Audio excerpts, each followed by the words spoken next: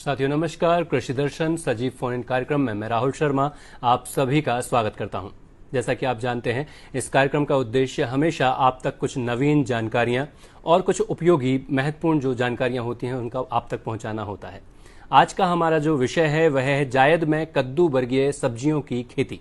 इस विषय पर बात करने के लिए आज हमारे साथ स्टूडियो में उद्यानिकी विशेषज्ञ डॉक्टर कमलेश अहिरवार जी हमारे साथ हैं। आप वैज्ञानिक उद्यानिकी के रूप में कृषि विज्ञान केंद्र छतरपुर मध्य प्रदेश में पदस्थ हैं और सफल किसान के रूप में आज हमारे साथ हैं मनीष शर्मा जी रातीगढ़ भोपाल से। आप दोनों का स्टूडियो में बहुत बहुत स्वागत है। साथियों, जैसा आप जानते हैं यह सजीव फोन इन कार्यक्रम है। स्क्रीन पर दिए गए नंबरों पर सीधे फोन करके आप हमसे जुड़ सकते हैं और विषय संबंधी प्रश्नों को हमारे विशेषज्ञ से पूछकर अपना उत्तर प्राप्त कर सकते हैं। तो आइए जुड़ते हैं इस कार्यक्रम में। सर, सबसे पहले हम जानना चाहेंगे, जहां आज हम बात कर रहे हैं कद्दू वर्गीय खेती के बारे में कि सब्जियां इसमें बोई जाती हैं, तो मौसम को देखते हुए इस मौसम में कौन सी कद्दू वर्गीय खेती जो है हमारे किसान भाई बहन कर सकते हैं, इसके विषय में हमें बताएं। सबसे पहले मेरा सभी किसान भाइयों को सादर नमस्कार। देखिए, हमारा जो अभी वर्तमान का समय है, ग्रीष्मकालीन हमारा समय जस्ट आने वाला है। तो इसमें कद्दू वर्गीय सब्जियों के अंतर्गत हम जैसे कद्दू है, करेला है, गिलकी है, लौकी है, तोरई है, खरबूज है, तरबूज है, खीरा है, ककड़ी है, ये सारी की सारी सब्जियां हम जो है अपने वर्तमान में फरवरी से मार्च के बीच में लगा सकते हैं। फरवरी हमारा एंड हो गया है, मार्च हमारा शुरू हो गया है जी। तो 15 मार्च तक जो है हम जितनी भी हमने सब्जियां बताई हैं इन सभी को लगा लेंगे। तो सबसे उपयुक्त जो है समय माना जाता है और सही तापमान भी माना जाता है।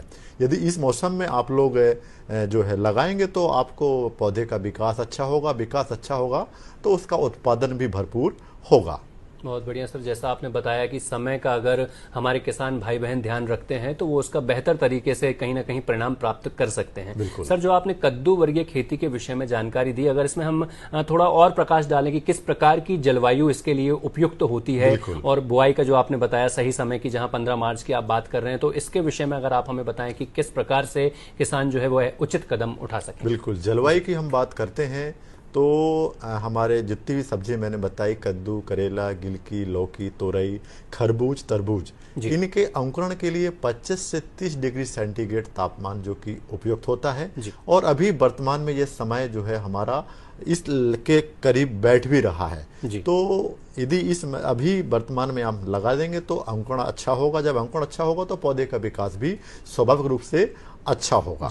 तो उपयुक्त जो है जलवायु है हमारे ग्रीष्मकालीन सब्जियों के लिए।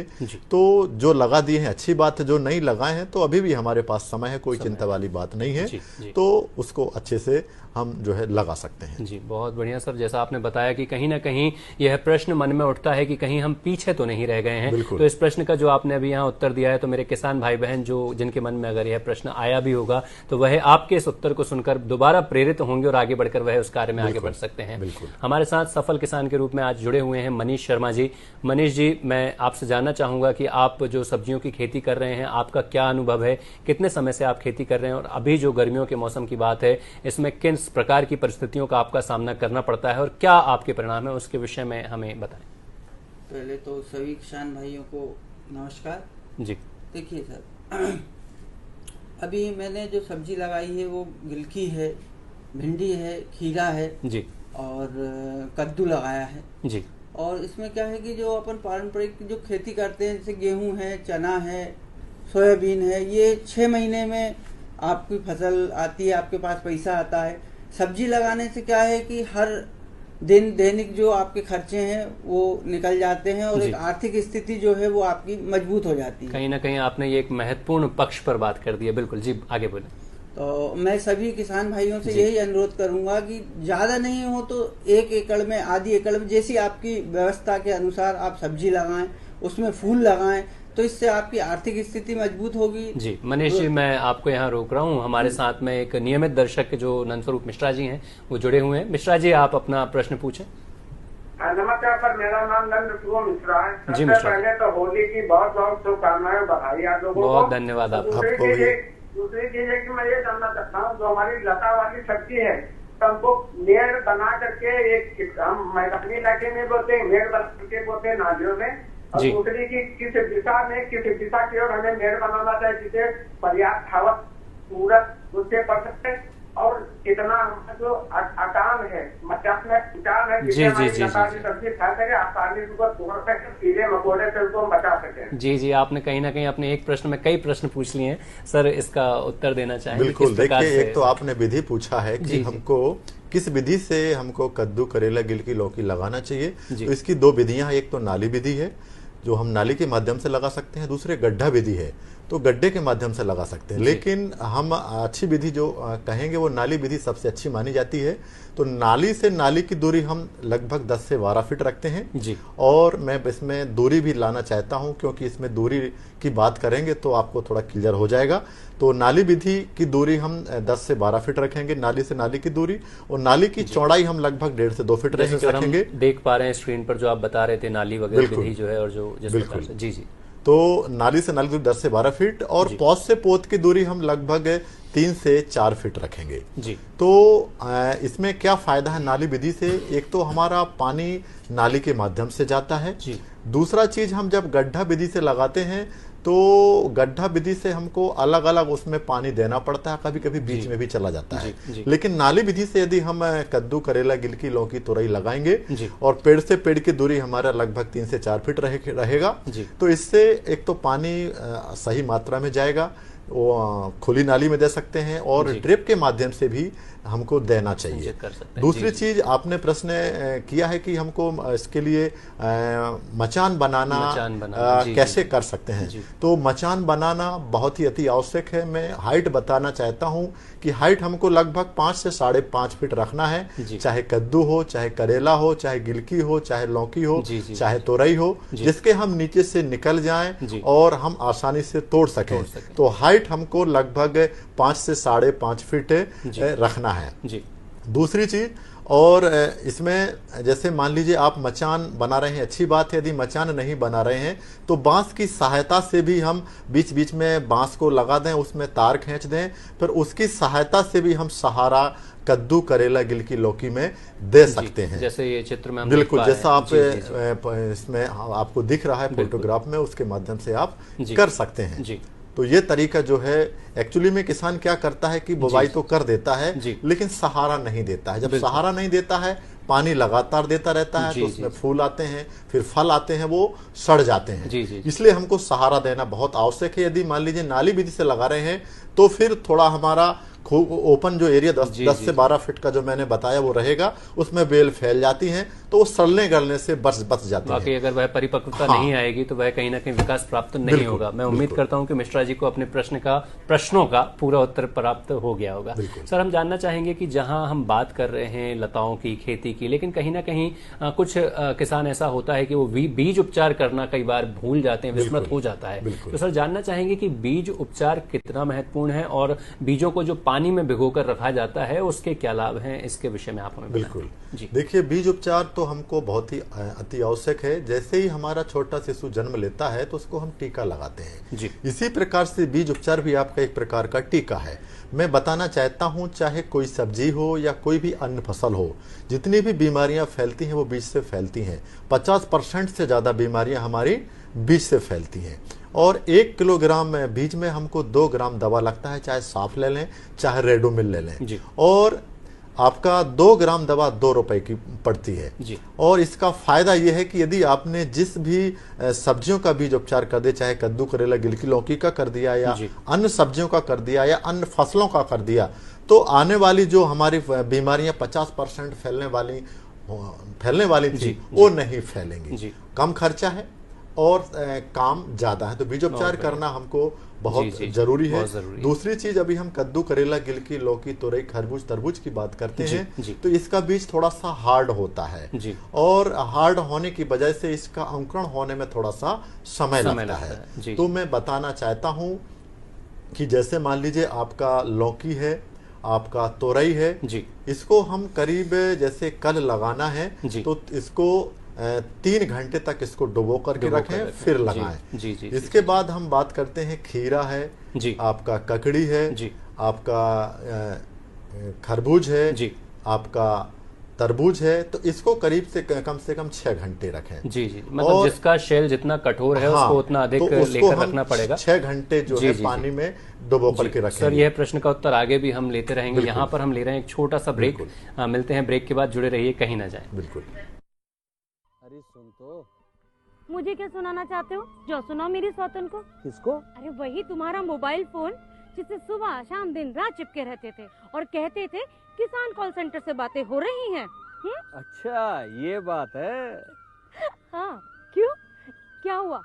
अब बात नहीं होती क्या? अब तो झट से बात हो जाती है।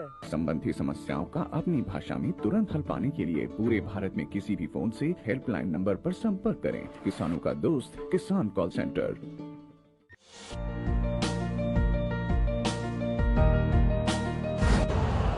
यूरिया का स्वदेशी उत्पादन 70 लाख टन बढ़ाने के लिए 6 उर्वरक संयंत्रों का उद्धार किया जा रहा है।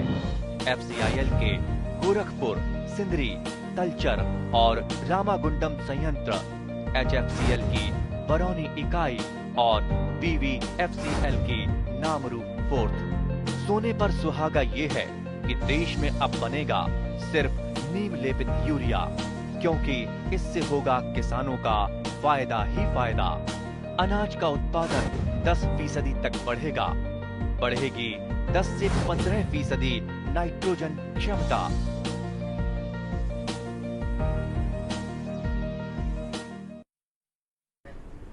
ब्रेक के बाद कृषि दर्शन सजीव फोन इन कार्यक्रम में पुनः आप सभी का स्वागत है। हम जिस विषय पर बात कर रहे हैं वह है जायद में कद्दू वर्गीय सब्जियों की खेती। इस विषय पर बात करने के लिए स्टूडियो में आज हमारे साथ हैं डॉक्टर कमलेश अहिरवार जी। आप वैज्ञानिक उद्यानिकी के रूप में कृषि विज्ञान केंद्र छतरपुर मध्य प्रदेश में पदस्थ हैं और सफल किसान के रूप में हमारे साथ जुड़े हुए हैं मनीष शर्मा जी, रातीगढ़ भोपाल से। मनीष जी, जैसा आप बता रहे थे कि जहां पर सब्जियों की खेती के बारे में जो बात होती है कि प्रतिदिन अगर जहां आय की बात होती है तो उसके रूप में यहाँ सब्जियों की खेती आपकी काफी मददगार सिद्ध होती है। तो ऐसी स्थिति में सब्जियों को मार्केट तक पहुंचाना और किस प्रकार से आप जो चरण बाय चरण जैसे आगे कदम उठाते हैं, आगे आप काम करते हैं, उसके विषय में आप बताएं कि कैसे आप सब्जियों से आगे कार्य को निष्पादित कर पाते हैं। सर, सबसे पहले तो सब्जी की अच्छी से आप देख रेख करें जी। जैसे ही फल आपको लग रहा है कि हाँ अब ये मार्केट में जाने लायक है, उसे तोड़ के आप मार्केट में लाएं। जिससे कई किसान लोग क्या करते हैं, जो बड़े स्तर पर काम करते हैं, वो डायरेक्ट मंडी में भेज देते हैं, तो उन्हें वहाँ थोड़ा सा कम फायदा होता है। जी। आप अगर किसी भी चौराहे पे किसी भी गांव में छोटी सी एक दुकान लगा के बैठ जाएं तो वहाँ आपको क्या है कि एक तो ट्रांसपोर्ट नहीं देना पड़ेगा, दूसरा कई लोगों से आपके अच्छे संपर्क होंगे और आपको जो है वो अच्छे दाम वहाँ मिल जाएंगे। वाकई तरीका बड़ा सरल है और सफलता इसमें सीधी दिखाई दे रही है जिस तरीके से मनीष जी आपने बताया। सर, आप जो बता रहे थे, जहां पर आपने बताया कि बीज उपचार क्यों आवश्यक है और किस प्रकार से अलग अलग बीजों को कितने घंटे के लिए पानी में रखा जाए जिससे उसकी और ज्यादा लाभ हमारे किसान भाई बहन प्राप्त कर सकते हैं। सर, यहाँ बात करना चाहेंगे कि जब भी हम कद्दू वर्गीय सब्जियों खेती के बारे में बात करते हैं तो वहाँ मौसम के हिसाब से अलग अलग प्रकार के रोग देखने को मिलते हैं। तो जब भी कहीं ना कहीं हमारा किसान जो है वो इन चीजों से बेहद परेशान हो जाता है, कई बार मार्गदर्शन सही नहीं मिल पाता है या जानकारी का अभाव हो जाता है, तो ऐसी अवस्था में कौन से कदम उठाएं जिससे हमारे किसान भाई बहनों को नुकसान ना हो और वह अधिक से अधिक लाभ प्राप्त कर सकें? इसके विषय में ये बहुत महत्वपूर्ण प्रश्न है। कद्दू वर्गीय सब्जियां, चाहे कद्दू, करेला, गिलकी, लौकी, तोरई, खरबूज, तरबूज, खीरा, ककड़ी, इन सभियों में हम यदि रोग की बात करते हैं तो रोग हमारा एक पाउडरी मिल्डू लगता है जिसको हम हिंदी में चूर्णी फफूंदी कहते हैं। इसकी पहचान कैसे करेंगे? जैसे ही हम खेत में जाएंगे तो पत्तियों की ऊपरी की सतह पर दूध के रंग के सफेद धब्बे दिखाई देते हैं, तो समझ लीजिए आपका चूर्णी फफूंदी बीमारी लग गया। फिर वो धब्बे बड़े हो जाते हैं, फिर हमारे आखिर में पौधा सूखने लगता है। तो इसके लिए क्या करना है कि हम अपने उसको बचाने के लिए चाहे साफ ले लें, चाहे रेडोमिल ले लें, ये फफूंदनाशी दवा है, और एक स्प्रे पंप यानी 15 लीटर की टंकी में 25 से 30 ग्राम दवा को घोल लें और 1 एकड़ में कम से कम 8 से 10 टन की दवा का छिड़काव कर दें। दूसरी बीमारी लगती है इसमें डाउनी मिल्डू, जिसको हम मृदु रोमिल आस्था कहते हैं। इसकी पहचान कैसे करेंगे? जैसे ही हम खेत में जाएंगे तो खेत में सभी सब्जियों को, जो कद्दू, करेला, गिलकी, लौकी, तोरई है, उसकी निचली सतह पर पत्तियों को देखेंगे तो भूरे या काले रंग के धब्बे दिखाई देंगे। वो धब्बे आगे चल के बढ़ जाते हैं, फिर हमारा पौधा सूखने लगता है। तो इसके उपाय के लिए भी हम कोई भी फफूंदनाशी दवा ले लें, चाहे बाविस्टिन ले लें, चाहे साप ले लें, चाहे रेडोमिल ले लें, एक स्प्रे पंप यानी 15 लीटर में 30 ग्राम दवा को घोल लें और 1 एकड़ में कम से कम 8 से 10 टन की दवा का छिड़काव कर लें। तीसरा बीमारी इसमें लगता है येलो मोजेक, जिसको हम पीला मोजेक कहते हैं। इसकी पहचान कैसे करेंगे? जैसे ही हम खेत में जाएंगे तो पत्तियां हमारी पीली दिखाई देने लगेगी, रंग बदलने लगेगा, हरा से क्या होने लगेगा? पीला दिखाई देने लगेगा। तो समझ लीजिए वो पीला मोजेक इसमें लगने लगा है। इसका फैलने के 2 कीट हैं जो पीला बीमारी को फैलाते हैं, या तो सफेद मक्खी होगी या माहू होगी। तो इसको कंट्रोल करने के लिए बहुत अच्छी दवाई है, इमिडाक्लोप्रिड है। एक स्प्रे पंप में 5 से 7 ml लेना है। मात्रा इसकी कम है लेकिन कारगर ज्यादा है। तो एक स्प्रे पंप यानी 15 लीटर में 5 से 7 ml दवा को लेना है और 1 एकड़ में कम से कम 8 से 10 टन की दवा का छिड़काव कर देना है। जी सर, मैं एक आपसे प्रश्न मेरे मन में जी मनीष जी, बिल्कुल किसान होने के नाते बिल्कुल अधिकार है आपका। बताइए सर, जो आप दवाई की छिड़काव की बात कर रहे हैं तो ये कितने दिन के अंतराल में मतलब करना चाहिए? देखिए, ये हमारे जो शर्मा जी ने जो प्रश्न किया है, अभी मैं पीला मोजेक बता रहा था। तो पीला मोजेक हमारा वायरल डिसीज है। वायरस कितना खतरनाक होता है कि एक बार दवा डालने से हमारा बीमारी कंट्रोल नहीं होगा। तो येलो मोजेक यानी पीला मोजेक यदि खेत में आ गया, पत्ती हमारी पीली दिखाई देने लगती है, तो जो मैंने इमिडाक्लोप्रिड बताया है, इसको 12 दिन के बाद दोबारा डालेंगे, फिर 12 दिन के बाद फिर तीसरी बार डालेंगे। जब हम कम से कम 2 से 3 स्प्रे करेंगे तब हमारी पीला मोजेक बीमारी कंट्रोल होगी। ये हमारे किसान भाइयों को भी ध्यान देना बहुत अति आवश्यक है। किसान क्या करते हैं, एक बार डाल देते हैं, फिर जो है उसको नहीं डालते हैं तो बीमारी कंट्रोल नहीं होती है, फिर बीमारी बढ़ जाती है। तो लेकिन ध्यान रखें, जो भी हमारी वायरल डिसीज है, जो हमारा वायरल है, तो उसको कंट्रोल करने के लिए एक स्प्रे में नहीं होना है।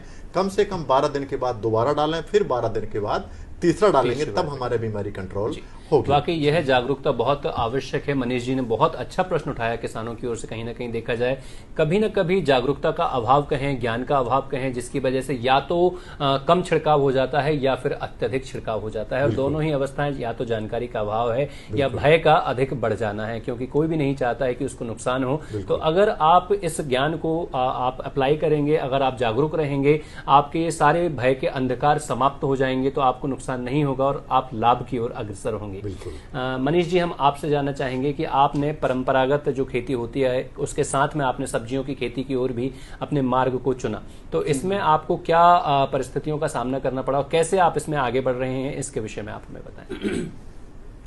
देखिए सर, जो हमने सब्जी का जो एक निर्णय लिया है, वो इसलिए लिया है कि फसल, जैसे आप गेहूं लगा रहे हैं, चना लगा रहे हैं, मसूर लगा रहे हैं, जो भी लगा रहे हैं, वो एक 6 महीने से 8 महीने के बीच में आपके पास आती है, तब आपके पास पैसा आता है। लेकिन दैनिक खर्च जो है वो तो आपको रूटीन में चाहिए, रोज का खर्च चाहिए। तो सब्जी से क्या है कि रेगुलर आमदनी जो है वो, जी हाँ, वो रेगुलर आमदनी हो जाती है, जिससे परिवार की आर्थिक स्थिति अच्छी होती है और जो भी आपकी परेशानियां हैं वो यहाँ के मेंटेन हो जाती है। बिल्कुल बिल्कुल सही बात है। और कहीं ना कहीं एक जो रिस्क फैक्टर होता है, आपने उसे भी कहीं ना कहीं कम कर लिया है, क्योंकि जो 2 क्षेत्रों में आप कार्य कर रहे हैं, अगर बाई चांस ऐसा होता है कि कभी मौसम की वजह से कहीं अनुकूलता नहीं रही है और एक फसल में अगर आपको नुकसान हो रहा है, तो कम से कम इस क्षेत्र से आपको लाभ प्राप्त हो जाएगा, जिससे आपकी परिस्थिति जो है वह डामाडोल नहीं होगी, असंतुलन नहीं होगा, संतुलन बना रहेगा।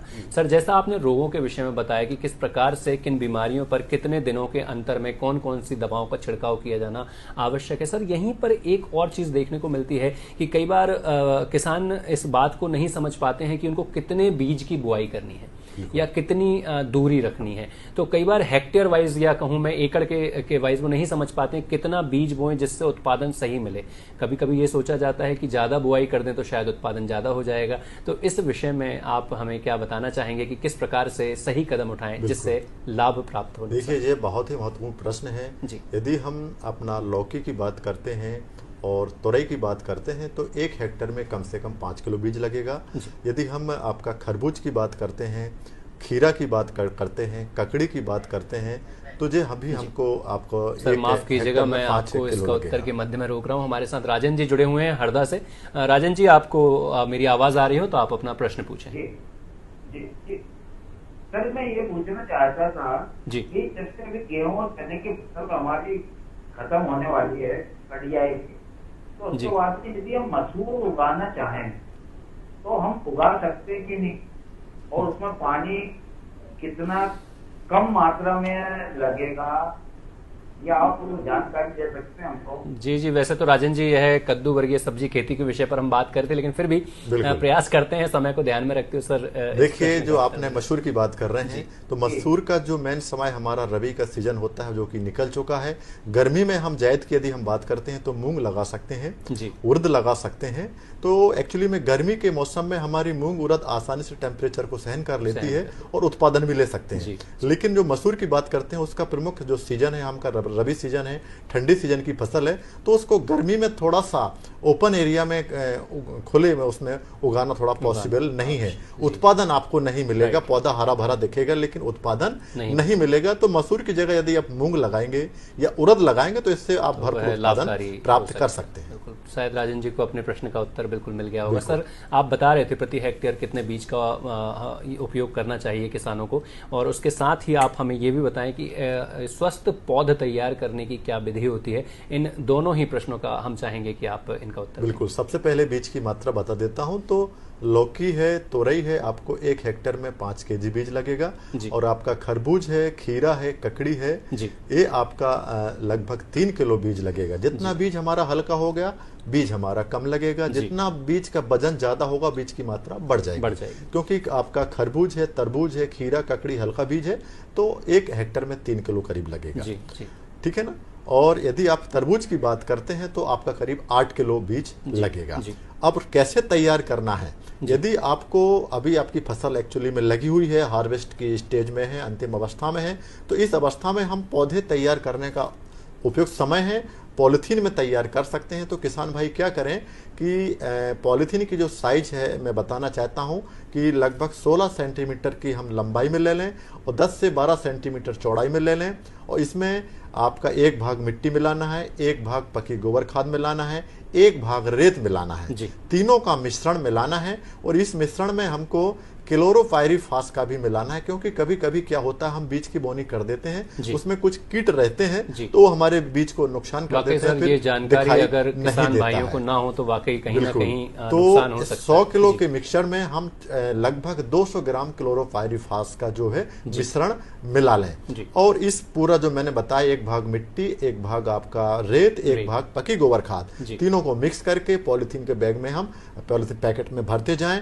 और ध्यान रखें कि पॉलिथीन का जो साइड वाला एरिया उसमें भी छेद कर दें और नीचे वाला जो धरातल जिसमें हमको रखना उसमें भी छेद कर दें, ताकि पानी का जल निकास आसानी से हो जाए। नहीं तो क्या होता है कि हमने छेद नहीं किया है और हमारा समय की थोड़ा सा कमी को देखते हुए बस मैं आपसे जानना चाहूंगा संक्षिप्त में, अगर जो युवा हमारे क्षेत्र में आना चाहते हैं, संक्षिप्त में आप उनको क्या संदेश देना चाहेंगे कि किस प्रकार से वह इस क्षेत्र में कदम रखें और सफलता प्राप्त कर सकें? देखिए, मैं तो यही बताना चाहता हूं कि आपको यदि उत्पादन लेना है तो फसलों के साथ साथ में हम जो है सब्जी उत्पादन करें और पुष्प उत्पादन करें, पशुपालन करें, ठीक है ना, मत्स्य पालन करें।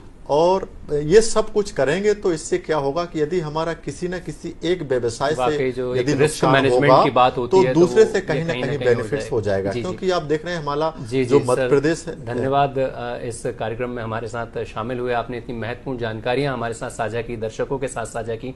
और दर्शकों, आगे भी हम आपके साथ में और भी कई महत्वपूर्ण जानकारियां लेकर अगले अंक में जुड़ेंगे। सर, हमारे साथ शामिल होने के लिए, स्टूडियो में आने के लिए बहुत बहुत धन्यवाद। नमस्कार। नमस्कार मनीष जी, धन्यवाद।